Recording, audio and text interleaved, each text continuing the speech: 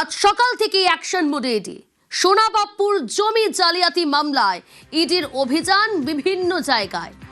সোনাবাপ্পুকে জেরায় একাধিক তথ্য, আর সেই তথ্যের ভিত্তিতেই অভিযান ইডির আধিকারিকদের। অমিত রয়েছে আমার সঙ্গে, জানার চেষ্টা করতে হবে। তার আগে ছবি দেখাই আপনাদের, কোথায় কোথায় ইডির অভিযান।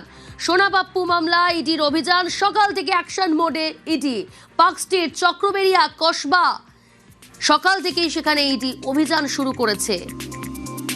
সোনাবাপ্পুর একাধিক সংস্থার সঙ্গে লেনদেনে নজর, কালো টাকা সাদা করার কারবারের তথ্য মিলতেই তল্লাশি। সোনাবাপ্পুকে জেরায় একাধিক চাঞ্চল্যকর তথ্য উঠে আসে, আর তারপর ইডির এই অভিযান সকাল থেকে। আরো ডিটেল জানবো, কখন থেকে অভিযান শুরু হয়েছে, কোথায় কোথায় এখনো পর্যন্ত অভিযান চলছে, ইডি সূত্রে কি খবর, ডিটেল জানাবে অমিত রয়েছে আমার সঙ্গে সরাসরি। অমিত,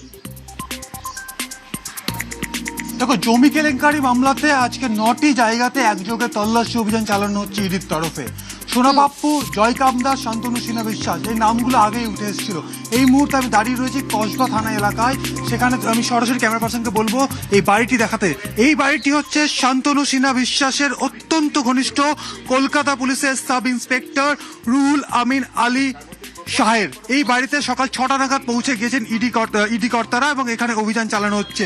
এই জমি কেলেঙ্কারি মামলাতে বারবার যে বিষয়টি উঠে এসছে তদন্তকারীদের কাছে, যে এটা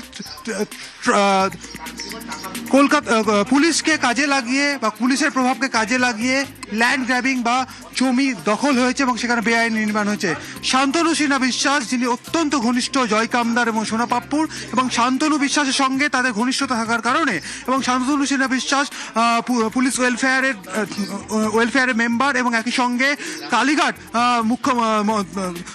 বিগত সরকারের শাসক দলের অত্যন্ত ঘনিষ্ঠ অফিসার, এবং তার এবং অত্যন্ত ঘনিষ্ঠ অফিসার হওয়ার সুবাদে পুলিশি প্রভাবে বিভিন্ন জায়গায় জমি তারা দখল করেছেন। জমির মালিককে ভয় দেখানো, সেই জমি কম দামে কিনে নেওয়া এবং সেখানে বেআইনি নির্মাণ, সেই মামলাতে কিন্তু অভিযান চালানো হচ্ছে। এবং আজকে একযোগে 9টি জায়গাতে অভিযান চালানো হচ্ছে। এই মুহূর্তে আমরা রয়েছি কসবাতে যেমন কলকাতা পুলিশ সাব ইন্সপেক্টরের বাড়িতে অভিযান চালানো হচ্ছে।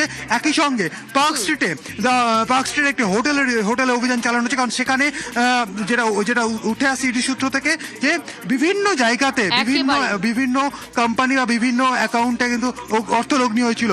সেই সমস্ত জায়গাতে অভিযান চালানো হচ্ছে। একই সঙ্গে চক্রবৃদ্ধি অভিযান চলছে।